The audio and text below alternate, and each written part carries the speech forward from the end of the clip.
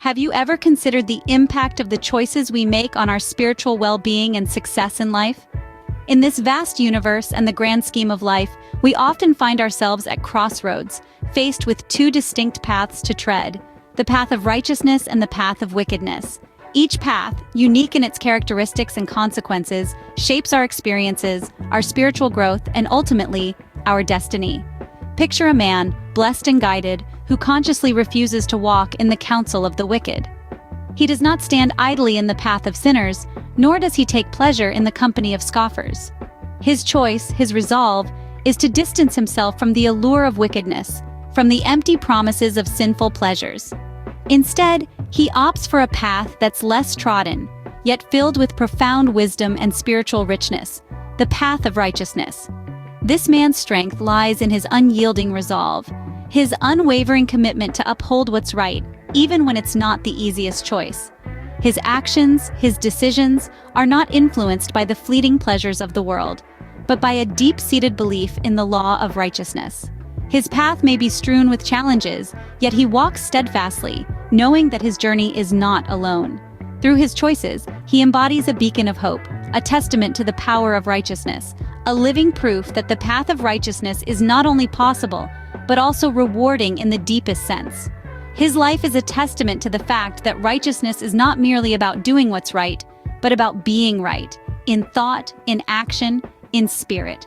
The path we choose, whether it's the path of righteousness or wickedness, influences our life and destiny. It shapes our experiences, our relationships, our joy, and our peace.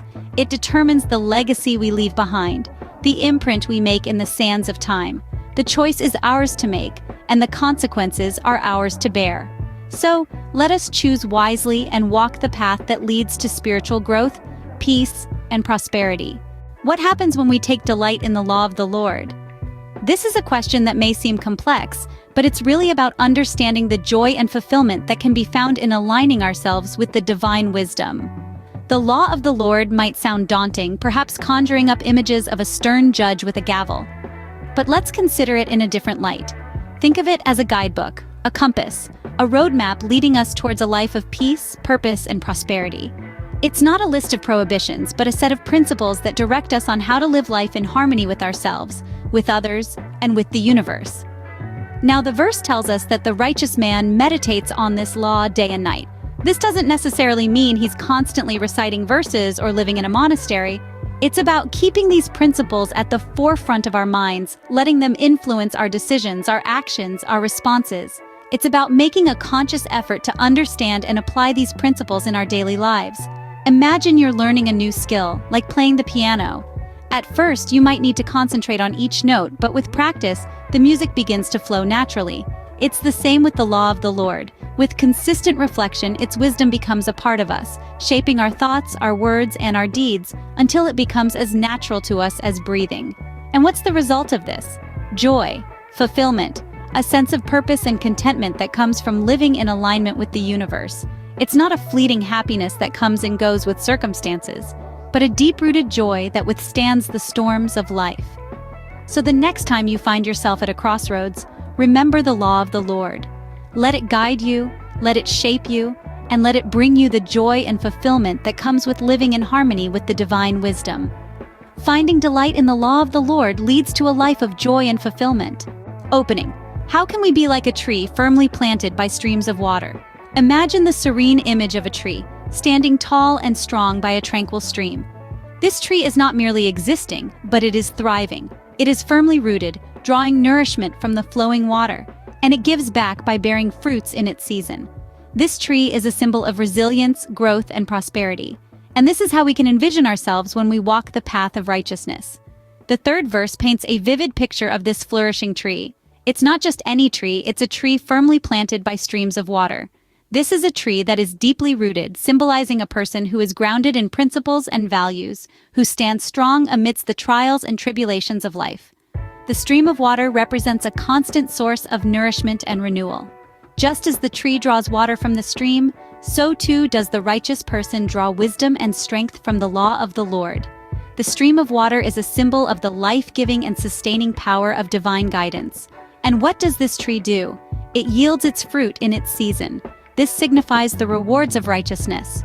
Just as a tree does not bear fruit overnight, the fruits of righteousness may not be immediately apparent. They come in their own time, in their season.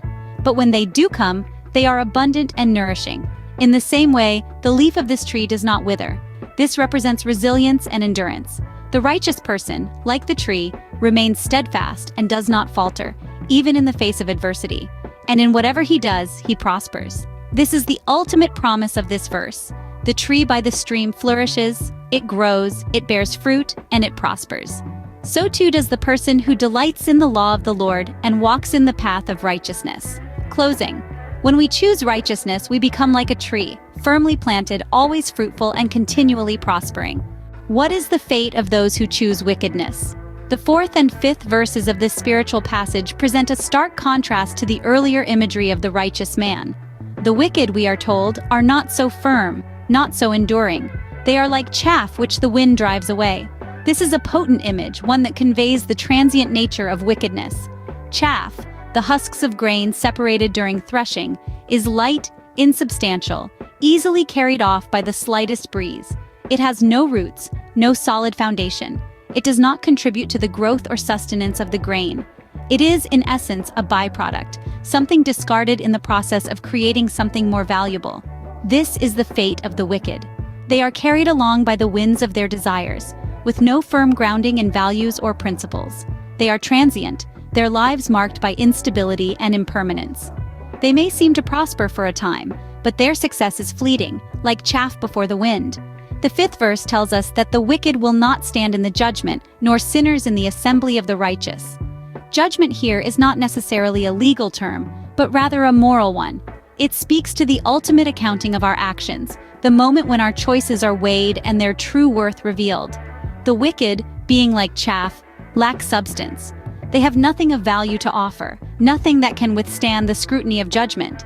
They will not be able to stand in the assembly of the righteous, for their actions have set them apart, isolated them from those who seek to live according to higher principles. The fate of the wicked, then, is one of transience and isolation. Their choices lead them away from enduring values, from meaningful relationships, from lasting fulfillment. They are driven along by the winds of desire, their lives as insubstantial as chaff before the breeze. The path of wickedness leads to a life that is transient and devoid of lasting fulfillment. What does it mean that the Lord knows the way of the righteous? Let's delve into this. The phrase signifies his deep understanding, his approval, and his guidance. It's not just about knowing in the sense of being aware, but it's a profound understanding that permeates to the core of our being. When we talk about the way of the righteous, we're referring to a lifestyle marked by virtue, integrity, and a deep devotion to moral and ethical principles. It's not a path of convenience or selfish gain, but one of selflessness, love, and a commitment to doing what's right, even when it's difficult. The Lord's knowledge of this path is not passive.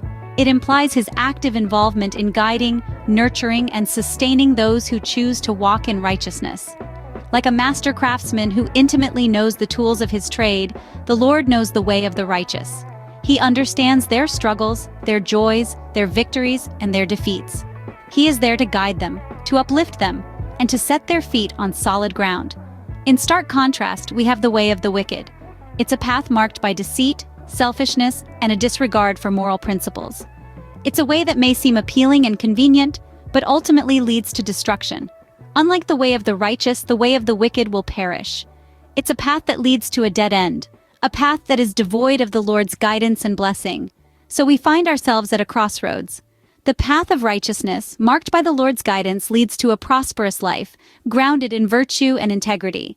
On the other hand, the path of wickedness, devoid of the Lord's blessing, leads to a life of turmoil, emptiness, and ultimately destruction. Choosing the path of righteousness aligns us with the Lord's guidance and leads to eternal prosperity, while the path of wickedness leads to destruction. This is the compelling contrast between the way of the righteous and the way of the wicked.